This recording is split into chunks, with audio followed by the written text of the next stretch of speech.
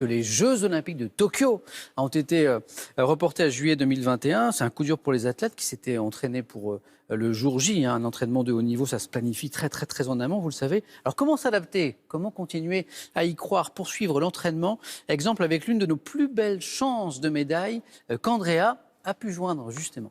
Bonjour Andrea. Bonjour, alors oui, malgré le beau temps et le confinement qui dure, nos sportifs de haut niveau ne sortent pas de chez eux. Et c'est peut-être la compétition de sa vie. La lanceuse de disque, Mélina Robert-Michon, qui visait l'or au JO cet été, prend son mal en patience et a mis en place des stratégies pour conserver son plus haut niveau à la maison. On a essayé de bricoler, on a réquisitionné un petit peu la balançoire de mes filles en mettant une bâche dessus pour lancer dedans en fait, parce que c'est vrai que j'ai un record à 66 mètres, donc j'ai pas 66 mètres de jardin.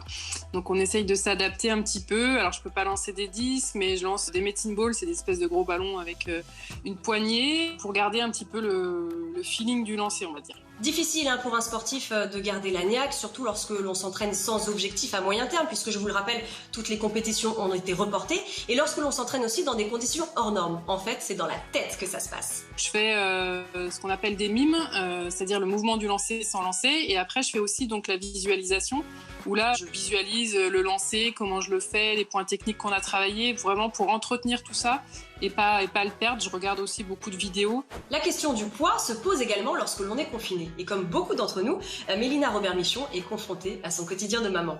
J'ai une fille de 9 ans qui adore faire de la pâtisserie, des gâteaux, des cookies, et si je l'écoutais, on en ferait tous les jours. Voilà, on essaye après de cuisiner différemment, de se dire, si t'aimes bien préparer des gâteaux, on peut aussi préparer des plats un peu plus équilibrés, et on s'organise comme ça, on essaye de trouver le bon équilibre. Mais je pense qu'il faut aussi en profiter un petit peu, il faut pas être dans la frustration en fait, je pense que c'est ça le plus important. Dernière stratégie adoptée par la sportive pour conserver une vie normale, installer des routines. Oui, ça c'est important, je pense, d'avoir un peu des horaires, de se fixer des objectifs dans la journée. C'est important de différencier la semaine du week-end. La semaine, on fait bien les devoirs, tout ça. Le week-end, on en profite plus. Et du coup, je trouve que le temps passe plus vite parce que si tous les jours se ressemblent, c'est vrai que ça peut paraître super long après. Rester positif, se donner des objectifs avec tout de même une pincée de lâcher prise, telle est la recette de nos grands sportifs en ces temps de confinement. Alors gardez la pêche, restez chez vous et surtout prenez bien soin de vous.